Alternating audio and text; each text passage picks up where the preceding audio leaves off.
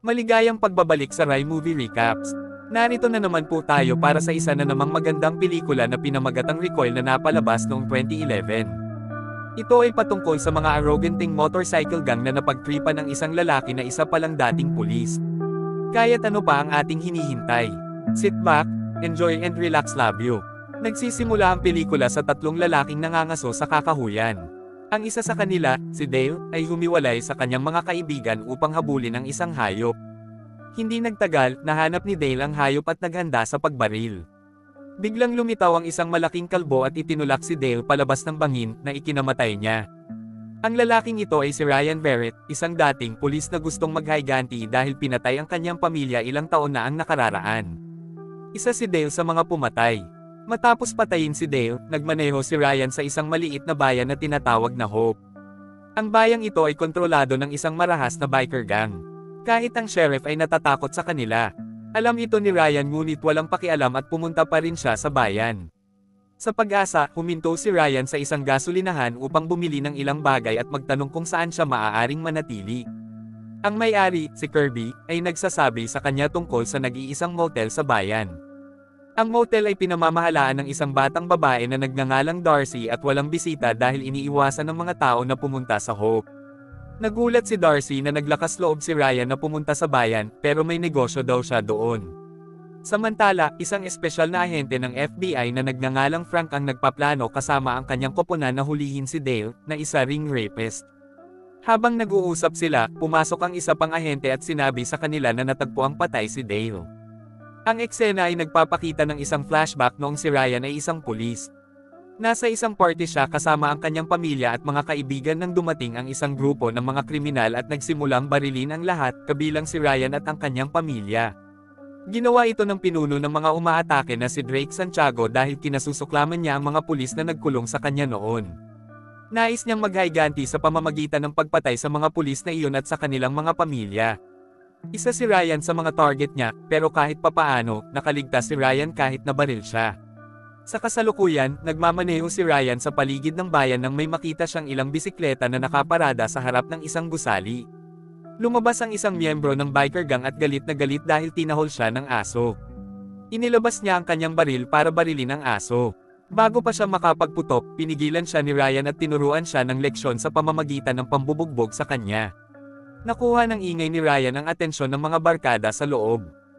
Lumabas sila para tingnan kung ano ang nangyayari. Nandoon ang gang leader, at siya si Drake. Hindi na maalala ni Drake ang mukha ni Ryan na may katuturan dahil marami na siyang napatay na tao. Kahit na binugbog ni Ryan ang isa sa mga tauhan niya, nagpasya si Drake na palayain siya dahil may importante siyang gagawin. Gayunpaman, hinala pa rin ni Drake si Ryan, kaya sinabihan niya ang kanyang nakababatang kapatid na si Rexo na panoorin ang kalbo. Kinabukasan, nakipagkita si Rexo kay Drake para sabihin sa kanya na tumanggi ang isang may-ari ng club na magbayad ng security fee. Sa galit, hinamon ni Drake ang may-ari ng club sa isang one-round boxing match. Nangako siya na kapag nanalo ang lalaki, hindi na niya hihilingin pa ang security fee. Kahit matanda na si Drake, malakas pa rin siya. Madali niyang natalo ang malaking tao.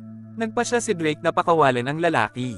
Kailangan pa rin niya ang kanyang pera, at hindi siya mababayaran ng lalaki kung siya ay patay na. Si Drake at ang kanyang barkada ay kumita rin sa ibang paraan. Bukod sa panunood ng meth lab, kailangan niyang bantayan si Ryan. Noong gabing iyon, pumunta si Rexo sa motel ni Darcy para itanong kung naroon ang isang malaking kalbo na nagngangalang Ryan. Ayaw sumagot ni Darcy kaya binyantaan siya ni Rexo. Ipapadala niya daw siya sa impyerno kapag hindi niya sinabi kung nasaan si Ryan.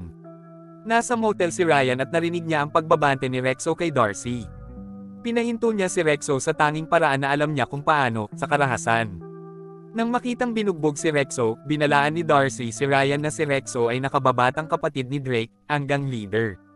Maghihiganti si Drake kapag nalaman niyang nasaktan ang kanyang kapatid. Walang pakialam si Ryan. Dinala niya si Rexo sa harap ng lab ng barkada at itinali sa isang sasakyan. Pagkatapos ay hinayaan niyang magmaneho ang kotse sa lab na naging sanhi ng pagsabog nito. Namatay si Rexo sa pagsabog, nawasak ang lab, at masaya si Ryan. Hindi nagtagal ay napansin ni Drake at ng barkada ang pagsabog. Nagmamadali silang pumunta sa lab, ngunit nakikita lamang nila ang apoy. Galit na galit si Drake nang malaman niyang patay na ang kanyang kapatid. Hindi nagtagal, dumating ang sheriff at isa sa kanyang mga kinatawan upang tingnan kung ano ang nangyari. Nandoon pa rin si Drake at ang barkada niya. Nang makita ni Drake ang sheriff, lumapit ito sa kanya at pinagbantaan siya. Sinabi niya na kapag sinubukan ng sheriff na makialam, papatayin niya ang pamilya ng sheriff. Masyadong natakot ang sheriff para makipagtalo kay Drake. Naisip niya na sa pamamagitan ng pagpayag sa gang na gawin ang gusto nila, mapipigilan niya ang higit pang karahasan sa bayan. Kinabukasan, pinuntirya ni Ryan ang truck ng isang gang na naghahatid ng meth sa ibang lungsod. Tahimik niyang sinundan ang truck, pagkatapos ay pinalis ang gulong nito, dahilan para makalabas ang driver. Nang atakihin siya ng driver na si Ryan at nontog ang ulo sa pinto ng sasakyan. Pagkatapos, pinasabog niya ang truck. Nakita ng isang miyembro ng gang ang pagsabog at iniulat ito kay Drake. Galit na galit si Drake dahil maraming meth ang truck at nawalan siya ng malaking pera. Gusto niyang hanapin ang taong gumawa nito. Hinala niya si Ryan iyon. Upang malaman, inutusan ni Drake ang kanyang mga tauhan na dalhin si Kirby sa kanilang base. Hiniling niya kay Kirby na tulungan siyang imbestigahan si Ryan at alamin kung sino siya. Kung si Ryan ang may kasalanan, papatayin siya ni Drake. Natakot si Kirby at walang choice kundi sumunod. Noong araw ding iyon, sinimulan ni Kirby na imbestigahan si Ryan. Tinignan niya ang sasakyan ni Ryan na nakaparada malapit sa motel, umaasang may makukuha siyang impormasyon tungkol sa kanya. Habang nakatingin siya sa sasakyan, lumabas si Ryan sa motel at naabutan siya. Nakaramdam ng kaba si Kirby, niyaya niya si Ryan na uminom sa bahay nito na hindi kalayuan sa motel. Pero hindi tanga si Ryan. Nang makarating sila sa bahay ni Kirby, tinanong ni Ryan kung bakit hinalughog niya ang sasakyan niya. Inamin ni Kirby na inutusan siya ni Drake na alamin ang tungkol kay Ryan. Katatapos lang magsalita ni Kirby, may narinig silang motorsiklo na huminto sa labas. Isa sa mga tauhan ni Drake, si Crab, ang dumating para hamanin si Ryan. Maikli lang ang laban nila. Tinalo ni Ryan si Crab, pero hinayaan siya. Samantala, nag-iimbestiga si Drake sa pamamagitan ng pakikipag-usap sa sheriff. Mula sa kanilang pag-uusap, nalaman ni Drake na si Ryan ay isang dating pulis na huminto pagkatapos ng kanyang pamilya ay nagpasalamat si Drake sa sheriff para sa impormasyon at binigyan siya ng pera. Kinagabihan, pumunta si Drake at ang kanyang mga tauhan sa bahay ni Kirby habang natutulog ito. Nadismaya si Drake na hindi mahanap ni Kirby ang impormasyon tungkol kay Ryan. Bilang parusa, inutusan ni Drake si Crab na patayin si Kirby. Nalaman ni Ryan ang tungkol sa pagkamatay ni Kirby kinaumagahan. Alam niyang gang ni Drake ang pumatay kay Kirby. Kaya naman, nang hindi nag-aksaya ng oras, pumunta si Ryan sa isa sa mga club ni Drake at binugbog ang lahat ng miyembro ng gang doon. Pagkatapos nito, inagaw niya si Crab at inilagay sa trunk ng kanyang sasakyan. Pagkatapos ay pinatay niya si Crab at itinapon ang bangkay sa harap ng punong tanggapan ng gang. Galit na galit si Drake nang makitang patay ang kanyang paboritong lalaki. Inutusan niya ang lahat ng kanyang natitirang mga tauhan na magtipon at ihanda ang kanilang mga sandata upang tugisin si Ryan. Kinagabihan, sa motel, narinig ni Darcy ang mga kaina-hinalang ingay sa labas. Tumayo siya sa sofa at kinuha ang baril niya. Handa ng barilin ng sinumang pumasok, ngunit si Ryan, sa paghula na ito ay ang kanyang mga kaaway, hiniling kay Darcy na magtago sa likod ng reception desk. Ilang sandali pa ay dahan-dahang bumukas ang pintuan sa harapan at pumasok ang mga tauhan ni Drake. Hinintay ni Ryan na maging close silang lahat. Nang malapit na sila, sinabihan niya si Darcy na patayin ang mga ilaw. Napuno ng kadiliman ng silid at umalangaw ang mga putok ng baril. Nang buksan muli ni Darcy ang mga ilaw, nakita niyang patay na ang lahat ng miyembro ng gang. Nakapagtataka, hindi nasaktan si Ryan. Alam ni Ryan na hindi ligtas ang lugar, kaya dinala niya si Darcy. Sa kasamaang palad, hindi niya namalaya na naghihintay na sa labas ang kanyang mga kalaban. Tinambangan nila si Ryan, binugbog hanggang sa mahimatay. Nang magising si Ryan, nakita niya si Drake. Siya at si Darcy ay dinala sa punong tanggapan ng gang. Nakatali ang mga braso ni Ryan sa isang upuan kaya hindi siya makagalaw. Sinabi ni Drake na papatayin niya pareho sina Ryan at Darcy, ngunit una, sasaktan niya si Darcy. Inutusan ni Drake ang isa niyang tauhan na pahirapan si Ryan habang papunta siya sa likod na kwarto. Ang matigas na tao ay nagsimulang bugbugin si Ryan, nasasarapan. Ngunit biglang, kinalas ni Ryan ang mga tali sa kanyang mga braso at lumaban, pinatumba ang matigas na lalaki. Hinanap ni Ryan si Darcy sa barko na naging base ng gang. Natagpuan niya ang mga tauhan ni Drake na sinubukang labanan siya, ngunit masyadong malakas si Ryan. Pagkatapos maghanap, natagpuan ni Ryan si Darcy. Nakatali siya na natatakpan ng duct tape ang bibig.